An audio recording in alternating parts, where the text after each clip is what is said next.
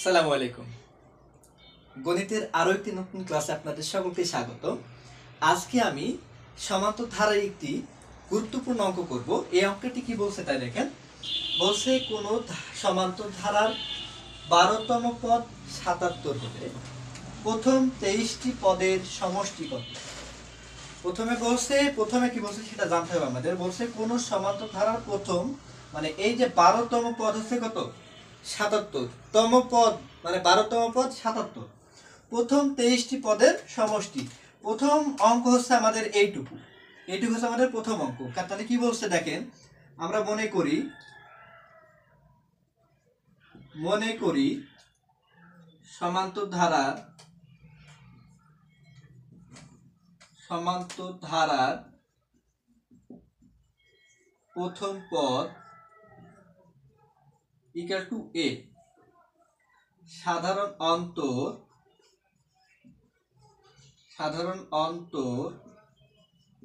Equal to D. এখন আমাদের এখানে কত বলছে দেখেন, 12তম পদ। আমরা n তম পদ কত জানি? n তম পদ কত জানতাম? a plus n minus 1 into D. আমাদের n এখানে কত? 12। তাহলে এখন শর্ত মতে লিখি,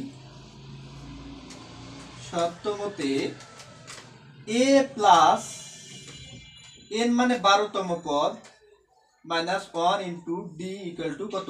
77। ক্যালকুলেশন করেন, a plus 11d equal to 77। তাহলে এটা হচ্ছে আমাদের মনে করলাম প্রথম শর্ত মতে 1 নম্বর সমীকরণ। এইটুকুর কাজ শেষ হলো। এখন পরবর্তী কি বলছে জানতে হবে। দেখেন বলছে প্রথম 23টি পদ। কতটি পদ? 23টি পদের সমষ্টি কত? nটি পদের সমষ্টি। nটি পদের সমষ্টি হচ্ছে nটি পদের সমষ্টি equal to n/2 into 2a plus n minus 1 into D. এটা হচ্ছে nটি পদের সমষ্টি নির্ণয়ের ফর্মুলা। nটি পদের সমষ্টি। আমাদের এখানে কয়টি পদ বলছে? n এর মান 23। তাহলে লিখি আবার, এটা হচ্ছে আমাদের প্রথম শর্ত মতে। দ্বিতীয় শর্ত মতে লিখি।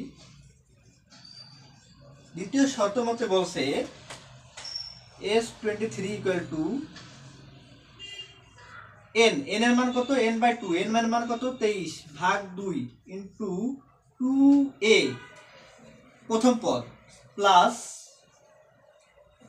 n minus 1। n মানে হচ্ছে 23 মাইনাস 1 ইন্টু ডি। এখানে আমাদের এটা মান বের করতে বলছে। তাহলে দেখেন এখানে মান বের করেন, 23 ভাগ 2 ইন্টু 2a প্লাস 23 এর মধ্যে একবার দিলে 22d। দেখেন 23 ভাগ 2, এই দুটোর মধ্যে কত কমন যায়? 2a plus 22d। তাহলে 2 কমন যায়। তাহলে 2 কমন নিলাম। তাহলে a প্লাস 11d। তাহলে এখানে থাকে হচ্ছে 2 কাটা যায়, তাহলে থাকে হচ্ছে 23 ইন্টু a প্লাস 11d। এইখানে দেখেন এই 11d এর যে মান পেয়েছিলাম, a প্লাস 11d এর 1 নম্বর সমীকরণের যে মান পেয়েছিলাম, সেই মানটা আমরা এখানে বসাবো। কত পেয়েছিলাম?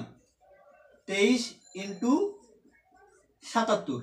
এই যে ক্যালকুলেশন করে যে মানটা পাবো সেটা হচ্ছে আমাদের এই যে 23, প্রথম যে 23টি পদের সমষ্টি বলছে সেটা হচ্ছে আমাদের প্রথম 23টি পদের সমষ্টি।